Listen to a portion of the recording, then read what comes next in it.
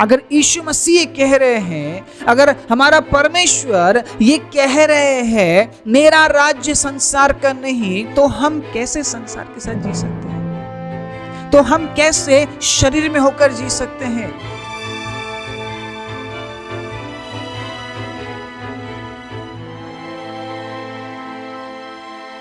आप सभी को जय मसीह की। प्रभु यीशु मसीह के नाम से मैं आप सभी का स्वागत करता हूं आज के वचन के लिए।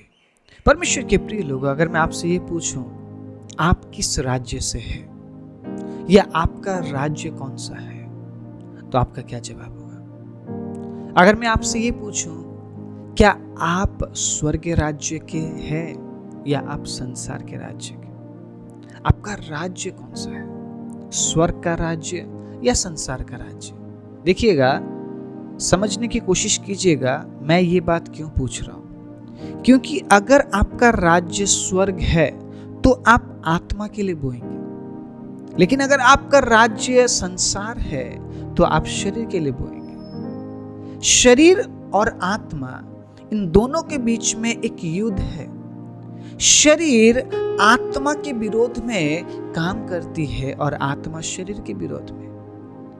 अगर आप ये समझते हैं कि आप स्वर्ग के राज्य के हैं, परमेश्वर के अजीजों, आप कभी भी शरीर के लिए बोएंगे ही नहीं। आप शरीर को अच्छा लगने वाला काम कभी नहीं करेंगे, आप आत्मा के लिए काम करेंगे। लेकिन अगर आप संसार के हैं, अगर आपका राज्य संसार का है, अगर आप ये समझते हैं कि मैं संसार का हूं, मेरा राज्य संसार का है, तो फिर आप आत्मा के लिए कभी नहीं बो पाएंगे। आप आत्मा के लिए काम करेंगे ही नहीं, आप आत्मा के लिए बोएंगे ही नहीं।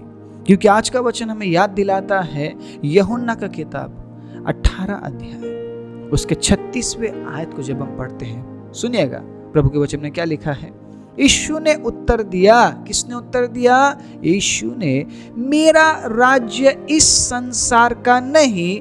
यदि मेरा राज्य इस संसार का होता तो मेरे सेवक लड़ते कि मैं यहूदियों के हाथ में सौंपा न जाता, परंतु मेरा राज्य यहाँ का नहीं। जब यीशु को लोग पकड़ने आए, क्रूस में चढ़ाने के लिए, यीशु पर जुल्म करने के लिए, यीशु को पापी ठहराने के लिए, तो बहुत से लोग उतावले हो गए यीशु को बचाने के लिए। तो यीशु ने कहा, नहीं, तुम नहीं लड़ सकते हो, क्योंकि मेरा राज्य संसार का नहीं। अगर यीशु ये कहते मेरा राज्य संसार का है, तो यीशु को क्या लोग नहीं बचा सकते थे? आपको क्या लगता है? क्या यीशु मसीह उनके साथ नहीं लड़ सकते थे? यीशु ने क्यों लड़ाई नहीं की? यीशु ने क्यों कहा मेरा राज्य संसार का नहीं? क्योंकि यीशु अपने राज्य में अपनी महिमा दिखाएंगे। Praise the lord. यीशु मसीह ने संसार में आकर खुद को नम्र बनाया है। परमेश्वर ने अपने नम्रता को दिखाया है। तो क्या परमेश्वर सिर्फ नम्र है? क्या परमेश्वर वो नहीं कर सकता जो बाकी लोग सोचते हैं परमेश्वर के बारे में? आपको क्या लगता है? परमेश्वर क्या सिर्फ हमेशा नम्रता दिखाता रहेगा? आपको क्या लगता है? परमेश्वर के अजीजों, जब लोग यीशु मसीह को पकड़ने आए, यीशु मसीह ने वहां पे भी नम्र होकर दिखाया। क्या डिफेंस नहीं कर सकते थे? क्या यीशु मसीह सामना नहीं कर सकते थे उन लोगों का? यीशु ने कहा, अगर मैं चाहूं, मेरा पिता स्वर्गदूतों की 12 फौज भेज सकते हैं मुझे बचाने के लिए, लेकिन अगर मैं ऐसा करता हूं तो लिखे गए शब्द पूरे कैसे होंगे? भविष्यवाणी पूरी कैसे होगी? परमेश्वर के अजीजों, मैं ये पूछना चाहता हूं आप सभी से, क्या आप यीशु मसीह पर विश्वास करते हैं? अगर आप कह रहे हैं हाँ मैं करता या करती हूं, मैं दोबारा पूछना चाहूंगा, क्या आप उसके पीछे चलते हैं? अगर आप ये कह रहे हैं मैं चलता या चलती हूं, मैं दोबारा पूछना चाहता हूं, क्या आप उसके अनुसार, उसके वचन के अनुसार चलना चाहते हैं? अगर आप ये कह रहे हैं हाँ मैं चलना चाहता या चलना चाहती हूँ, या मैं चलता या चलती हूँ, तो मैं आपसे ये भी पूछना चाहूंगा, आप किस राज्य के हैं? अगर यीशु मसीह ये कह रहे हैं, अगर हमारा परमेश्वर ये कह रहे हैं मेरा राज्य संसार का नहीं, तो हम कैसे संसार के साथ जी सकते हैं? तो हम कैसे शरीर में होकर जी सकते हैं? अगर आप ये मानते हैं कि आपका राज्य संसार का है, तो आप वो करेंगे परमेश्वर के अजीजों जो संसार में लोग कर रहे हैं। आप कभी सांसारिक बातों से दूर नहीं रह पाएंगे। यूहन्ना की किताब में हम पढ़ते हैं, पहले यूहन्ना में परमेश्वर का वचन कुछ इस प्रकार से कहता है, परमेश्वर ने तुम्हें संसार से अलग किया है, फिर से संसार के जैसा चाल मत चलो, सदृश्य मत बनो संसार के। आप समझ रहे मेरी बात? क्यों? क्योंकि परमेश्वर का राज्य संसार का राज्य नहीं है। वो अपने राज्य में अपनी महिमा दिखाएगा। उसने पृथ्वी में मनुष्य के बीच में अपने नम्रता को दिखाया है। तो बस हमें ये नहीं समझना चाहिए कि हमारा परमेश्वर सिर्फ नम्र है, वो प्रतापी परमेश्वर भी है, वो महिमित परमेश्वर भी है। Praise the Lord. वो एक ऐसा परमेश्वर है जिससे कोई अगर देखना चाहे वो शरीर में होकर नहीं देख सकता है, मर जाएगा वो। मूसा चाहता था कि प्रभु मैं आपको देखूं, प्रभु मैं आपके चेहरे को देखना चाहता हूं। परमेश्वर ने कहा, मूसा अगर तूने मेरे चेहरे को देख लिया बेटा, तू मर जाएगा। इसीलिए जब मैं तेरे सामने से होकर गुजरूं, मेरे पीठ को देख। परमेश्वर के अजीजों, मूसा ने परमेश्वर के पीठ को देखा और लोग मूसा के चेहरे को नहीं देख पाए। जब पौलुस ने उस रोशनी को देखा, पौलुस अंधा हो गया। 3 दिन 3 रात पौलुस अंधा होकर रहा, ना उसने कुछ खाया ना उसने कुछ पिया। वो ये सोचने लग गया होगा, ये हुआ क्या मेरे साथ? मैंने ऐसा क्या देख लिया कि मैं अंधा ही हो गया? वो पश्चाताप कर रहा होगा। जिस यीशु मसीह को मैं बुरा भला बोलता था, जिस परमेश्वर के लोगों को मैं सताता था, वो तो मुझसे प्यार करता है और वो इतना महिमित है कि मैं उस रोशनी को देखकर मैं अंधा हो गया। इंसान है ही क्या? पौलुस को समझ आया होगा, मैं इतनी बड़ी बड़ी बातें बोलता था, मैं ये करूंगा वो करूंगा, ऐसा हूं वैसा हूं, मैं तो सब कुछ व्यर्थ बोल रहा था, इंसान तो कुछ भी नहीं है, बस उसकी रोशनी से मैं अंधा हो गया।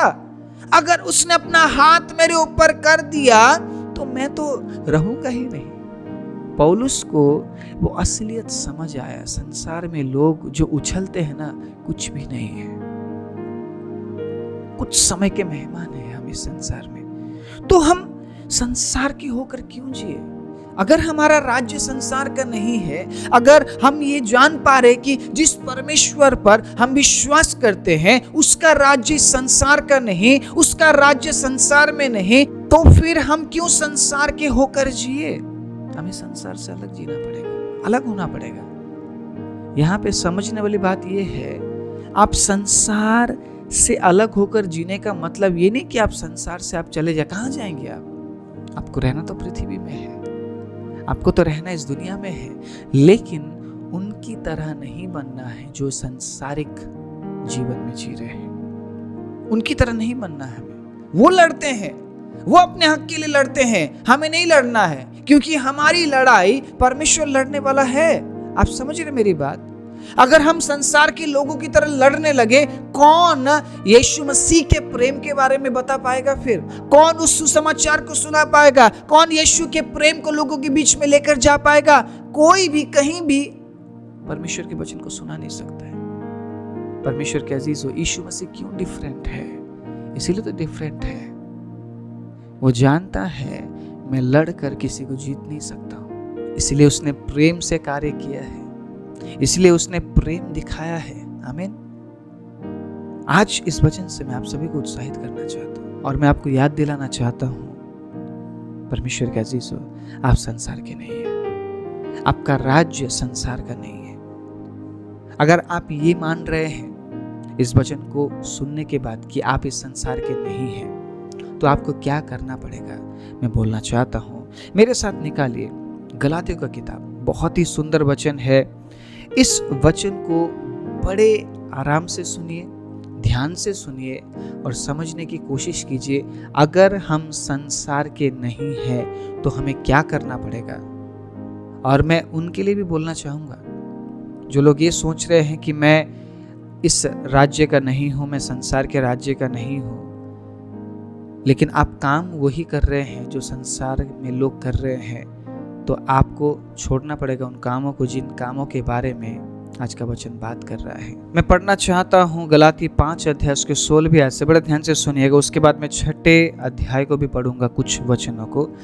16वीं आयत से कुछ इस तरीके से लिखा है, पर मैं कहता हूँ आत्मा के अनुसार चलो तो तुम शरीर की लालसा किसी रीति से पूरी ना करोगे। ठीक है, अगर आप ये मान रहे हैं आपका राज्य स्वर्ग का राज्य है, आप जिस परमेश्वर पर विश्वास करते हैं उस परमेश्वर का राज्य संसार का राज्य नहीं बल्कि स्वर्ग का राज्य है, तो हम आत्मा के अनुसार चलेंगे, क्योंकि शरीर आत्मा के विरोध में और आत्मा शरीर के विरोध में लालसा करता है, और ये एक दूसरे के विरोधी है। आत्मा और शरीर एक दूसरे के विरोधी है, जिस प्रकार वचन में लिखा है, इसलिए कि जो तुम करना चाहते हो वो ना कर पाओ। आप आत्मा में होकर जो करना चाहते हो वो ना कर पाए, इसलिए शरीर विरोध करता है आपके आत्मिक बातों के लिए। आपको आत्मिक बनने नहीं देगा आपका शरीर, आपको उपवास करने नहीं देगा, आपको प्रार्थना करने नहीं देगा, आपको वचन पढ़ने नहीं देगा। जब कभी आप आत्मिक होकर जीने की कोशिश करेंगे परमेश्वर के अजीजों, आपका शरीर आपको नहीं करने देगा। तो क्या हम छोड़ दें, हम ना करें, हम संसार के होकर जिए? लेकिन वचन में तो कुछ और लिखा है, सुनिएगा 18वें आयत में, और यदि तुम आत्मा के चला चलते हो तो व्यवस्था के अधीन ना रहे। शरीर के काम तो प्रकट है, अर्थात व्यभिचार, गंदे काम, लूचपन, मूर्ति पूजा, टोना, बैर, झगड़ा, ईर्ष्या, क्रोध, विरोध, फूट, विधर्म, दाह, मतवालापन, लीला क्रीड़ा और इनके जैसे और काम है। इनके विषय में मैं तुमसे पहले से कह देता हूँ, जैसा पहले भी कह चुका हूं, कि ऐसे ऐसे काम करने वाले परमेश्वर के राज्य के वारिस ना होंगे। आज हम बात ही परमेश्वर के राज्य के बारे में कर रहे हैं, तो ये बात हम क्यों ना करें कि जो लोग इस काम को करते हैं, ऐसे जीवन को जो जी रहे हैं, वो परमेश्वर के राज्य के वारिस नहीं होंगे। परमेश्वर के अजीजों, हम बस परमेश्वर के वचन को पढ़कर और इन कामों को दोहराते रहेंगे तो हम उसके राज्य में कभी नहीं जाएंगे, कभी नहीं जा पाएंगे हम। मैं आपसे ये बोल रहा हूं, मैं आपसे ये बोलने की कोशिश कर रहा हूं, मैं आपको ये समझाने की कोशिश कर रहा हूं परमेश्वर के अजीजों, कि साफ कीजिए आप किस राज्य के हैं, आप किस राज्य में जाना चाह रहे हैं, आपका राज्य कौन सा है। अगर आप ये कहते हैं संसार मेरा राज्य है, मुझे यहीं पे जीना है, मुझे यहीं मरना है, सब कुछ मुझे यहीं पे करना है, तो आप शरीर में होकर इन सब कामों को आप इंजॉय कीजिए। इंजॉय, आप इन कामों को इंजॉय कीजिए, इन कामों को करते हुए अपने लाइफ को आप इंजॉय कीजिए। कोई नहीं रोकने वाला आपको, कोई नहीं है, परमेश्वर भी नहीं रोकेगा आपको। मेरी बात समझ रहे हैं आप? कोई पास्टर नहीं रोक सकता आपको, कोई सेवक नहीं रोक सकता है, कोई वचन सुनाने वाला आपको नहीं रोक सकता है, परमेश्वर भी आपको नहीं रोकेंगे। लेकिन अगर आप ये कह रहे हैं मेरा राज्य संसार का नहीं है, मेरा राज्य परमेश्वर जहां पे है, जो राज्य परमेश्वर का है वो ही मेरा राज्य, मैं वहीं पे जाऊंगा, तो इन कामों से आपको दूर रहना पड़ेगा। आप खुद को धोखा नहीं दे सकते, आप परमेश्वर को धोखा नहीं दे सकते हैं, आप आपके पासवान को धोखा नहीं दे सकते हैं, आप किसी को भी धोखा नहीं दे सकते हैं। अगर आप इन कामों को कर रहे हैं और आप ये भी बोल रहे हैं नहीं जी मैं तो संसार में भी जीऊंगा, मैं तो संसार में भी इंजॉय करूंगा और मैं परमेश्वर के राज्य में भी इंजॉय करूंगा, नहीं हो सकता ये पॉसिबल ही नहीं है। क्योंकि 6ठे अध्याय के 7वें आयत से सुनिएगा क्या लिखा है, धोखा ना खाओ, परमेश्वर ठट्टू में उड़ाया नहीं जाता। परमेश्वर को आप मजाक में नहीं ले सकते। प्रभु मैं वहां पे आऊंगा तो क्षमा मांग लूंगा, या जिस दिन आपका आगमन होगा उस दिन मैं आपसे क्षमा मांग लूंगा प्रभु और मैं अनंत राज्य में प्रवेश करूंगा। नहीं, पॉसिबल नहीं है ये बात। पहले से ही मैं कह देता हूं करके पौलुस ने बोला, पहले भी मैं कह चुका हूं और पहले से ही मैं कह देता हूं, ऐसे काम करने वाले परमेश्वर के राज्य के वारिस नहीं होंगे, वो प्रवेश ही नहीं कर पाएंगे। वो वारिस ही नहीं तो प्रवेश कैसे करेंगे? वारिस होने का मतलब आप समझ रहे हैं? एक दिन में कोई आपके घर में आकर आपके जायदाद का वारिस नहीं बन सकता है। मैं सही बोल रहा हूं? आपका खून आपके जायदाद का वारिस बनेगा।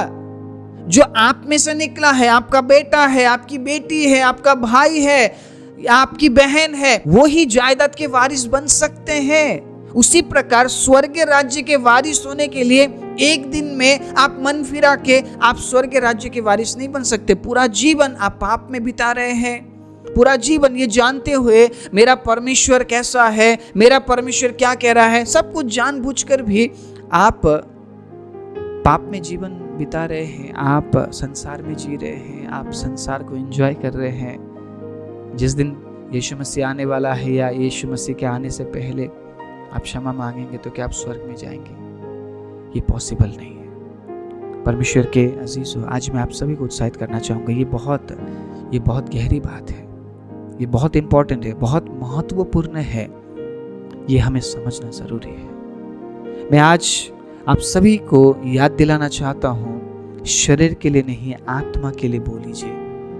ये कहते हुए मैं आपको याद दिलाना चाहता हूं, अगर आप आत्मा के लिए बोते हैं तभी आप परमेश्वर के राज्य में प्रवेश करेंगे। क्योंकि क्या लिखा है सुनिएगा, क्योंकि मनुष्य जो कुछ बोता है वही काटेगा।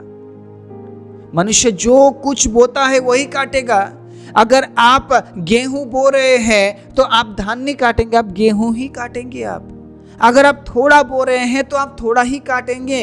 अगर आप ज्यादा बोते हैं तो ज्यादा काटेंगे। जो थोड़ा बोते हैं वो मेहनत नहीं करते हैं, वो मेहनत करने वाले लोग नहीं हैं। उनको क्या है कि मैं थोड़ा बोऊंगा, थोड़ा ही खाऊंगा, थोड़ा ही काटूंगा, मैं मेहनत नहीं करूंगा। लेकिन जो ज्यादा बोते हैं परमेश्वर के अजीजों, वो अच्छे फसल को काटते हैं, क्योंकि उन्होंने ज्यादा बोया है और वापस में भी उन्हें ज्यादा मिलता है।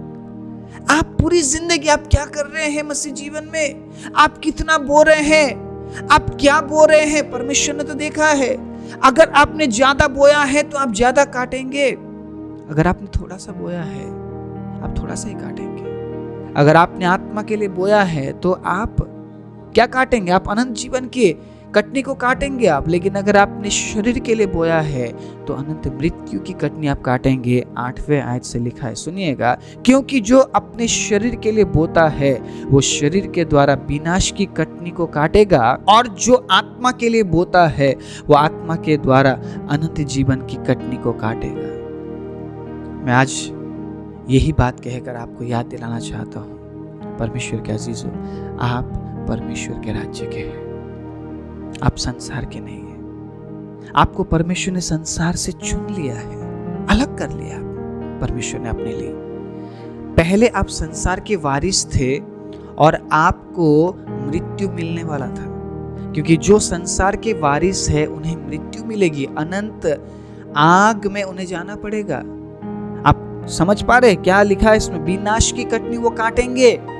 लेकिन परमेश्वर ने आपको चुन लिया, अपना वारिस बनाया, इसीलिए वो आपको अनंत जीवन देना चाहता है। वो नहीं चाहता है कि आप विनाश की कटनी को काटे। इसीलिए आज साफ कीजिए, क्लियर कीजिए कि आप किस राज्य के हैं। आपका राज्य कौन सा है? स्वर्ग का राज्य है या पृथ्वी का राज्य है? आपको चुनना पड़ेगा। अगर ये स्पष्ट हो जाता है आपके सामने कि आप किस राज्य के हैं, फिर आप उसके अनुसार काम कर पाएंगे। अगर आप कहते हैं मैं संसार का हूं, मेरा राज्य संसार है, तो परमेश्वर के अजीजों, आप जो करना है कीजिए, एंजॉय कीजिए, मस्ती कीजिए, सब कुछ कर लीजिए। संसार में जो भी है हर एक चीज आप ट्राई कीजिए, कोई नहीं रोकेगा। बस याद रखिए आपका न्याय होगा और विनाश की कटनी आपको काटना पड़ेगा। लेकिन अगर आप ये कहते हैं कि मेरा राज्य परमेश्वर का राज्य है जहाँ पे मुझे जाना है, परमेश्वर का अजीजों, परमेश्वर आपको अनंत जीवन देगा। लेकिन उसके लिए आपको संसार से अलग रहना पड़ेगा, उन तमाम बातों से अलग रहना पड़ेगा जिन बातों को मैंने आपके बीच में रखा है। उन तमाम बातों से अगर आप अलग रहकर परमेश्वर के राज्य के लिए बोते हैं तो अनंत जीवन की कटनी आप काटेंगे। परमेश्वर एक बहुत ही अच्छा उपहार लेकर आपके लिए इंतजार कर रहे हैं, आपका स्वागत करने के लिए अपने अनंत राज्य में। आइए अपनी आंखों को बंद करें। राजाओं के राजा, प्रभुओं के प्रभु, हम धन्यवाद देते इस अद्भुत और सुंदर वचन के लिए। प्रभु, अपने लोगों को आज आपने उत्साहित किया है, और फिर से याद दिलाया है कि हम संसार के नहीं हैं। बेशक हम संसार में जी रहे हैं, लेकिन संसार में जीते समय भी प्रभु हम आपके होकर जीना है करके आज आपने हमें सिखाया और बताया है। जितनों ने आज के वचन को सुना, ग्रहण किया है, प्रभु मैं उनके लिए प्रार्थना करता हूँ प्रभु वो संसार के होकर नहीं बल्कि परमेश्वर के राज्य के होकर इस संसार में जीवन बिताए और अनंत जीवन की कटनी को काटने के लिए संसार के हर एक उन कामों से, उन पापों से खुद को बचाते हुए, दूर रखते हुए प्रभु के साथ जीवन बिताने के लिए प्रभु आप उनकी सहायता और मदद कीजिए। सारी महिमा आपको देते हुए प्रार्थना प्रभु यीशु मसीह के नाम से मांगते हैं, आमीन।